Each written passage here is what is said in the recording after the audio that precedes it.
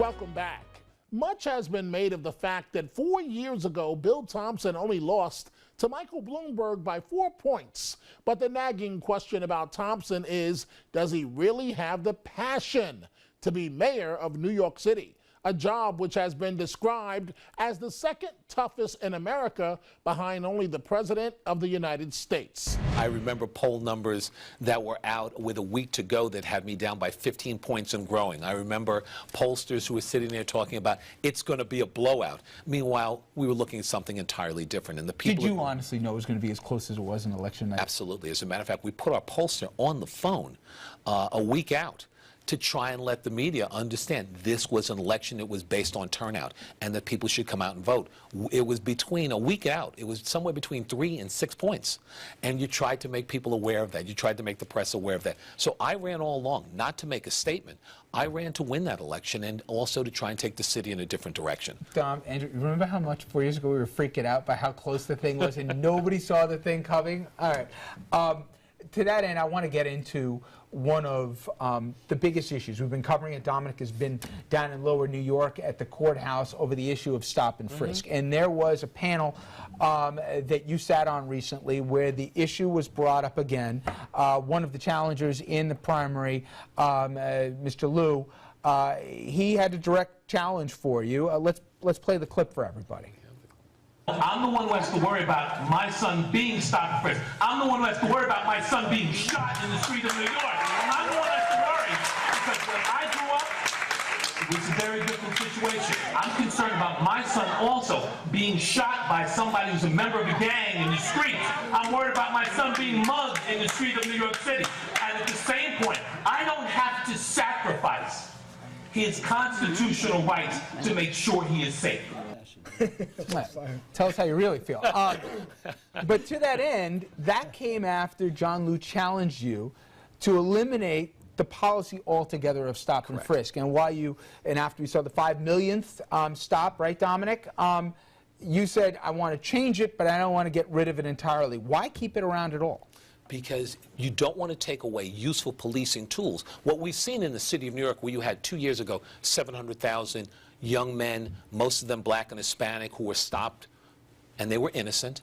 Last year, 550,000. It's a useful policing tool. It is being misused and abused by Mike Bloomberg and by Commissioner Ray Kelly. So you don't want to remove something entirely. You want it used the way it was supposed to be used. And I said that all along. I don't want to eliminate stop. But here's the question. And Dominic, you guys jump in.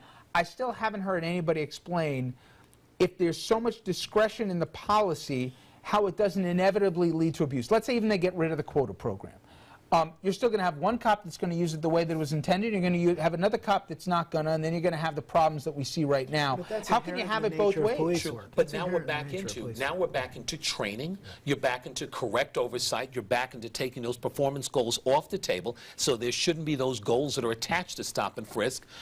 In 2002, you had about 100,000 stop and frisks, and it wasn't a major problem. It was being used correctly. Police officers will tell you right now, you've taken away, as one officer phrased it, I must admit it was very eloquently done. He phrased it as, you're taking away the art of being a police officer. You're taking my discretion away. So with training and proper oversight by a police commissioner and a mayor, that should be enough to make sure that things are done correctly, that when a police officer has a legitimate concern that there may be someone with a gun, he can stop that person based with the guidelines that are there. Right now, that's not what's occurring. If stop and frisk continues under Mayor Thompson and the numbers still come back 88% of the stops were black and Hispanic, is that a problem? Are the numbers in and of themselves problematic, or is it case-by-case basis? See, it becomes a case-by-case. What you don't want to do is, what's the acceptable number? There are no acceptable numbers because each situation is different. And so you don't want to say,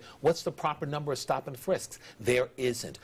Who should be stopped? You don't want to say don't stop or do stop. It's based on discretion. The issue that's dominated seemingly the past year, with the exception of stop and frisk, has been, has this current mayor gone too far with maybe even noble causes? I'm not talking about guns, we'll talk about that later. But in terms of looking out, let's say, to supporters' arguments for the best interests of New Yorkers, and opponents would call it the nanny state. If we, the thrust of it, he says that it is his job. It's my job to look out for the best interest of New Yorkers. If you had his job, would it be your job to say, hey, you know what, sugar intake is really high for kids, I'm going to try and cut down on sodas, or I want trans fats on menus, or whatever? Is that your job description? You know, some of it is and some of it isn't. If you look at providing, you look at the calorie counts. There are calories up in a number of places, and to be honest about it, I've modified the way I eat at certain points where you go, well, wow, that's 500 calories. But are you willing to give Bloomberg credit for that? Absolutely. That he pushed that with the calories on give the him menus credit and on so that, on? credit on the smoking ban, because it's not a question of you smoking and hurting yourself at that point. It's the effect it has on other people. Give him credit on that. Trans fats, I'll give him credit. Where's he gone too far? Oh, if you look at the soda ban, I mean, look, if the objective is to reduce obesity, there are a dozen different ways, if you were serious about it. Education and nutrition education. Why aren't we bringing that into the schools? Why are we not bringing physical education back into the school system? If that's a concern, then we should start to do that, as opposed to trying to create and put this Band-Aid on things and say, we're really dealing with something. If you want to reduce, you know, if you're concerned about sugar intake, then rather than banning sodas of over 16 ounces, why aren't you pushing the companies, and there are a number of ways that you can do that, to reduce the amount of sugar in soda also? Why don't the same concern apply about trans fats? Isn't that similar in that it's restricting people's ability to make the decision for themselves? I'll tell you what, in that instance, that is less about, and we've seen the effects of trans fats in a number of different ways, and that was replaceable. In this case, you're telling me I can have this amount, but not that amount. It starts to become, and the contradictions in itself are a little ridiculous. So I think that, you know, I think that is way too far. I've opposed that from the beginning. I thought that was a mistake.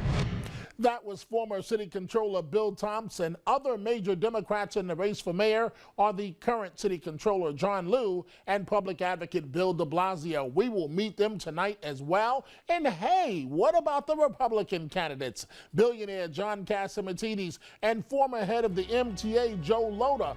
Lhota is regarded as the Republican frontrunner. Our conversation with them are coming up later tonight in the program. Stay with us.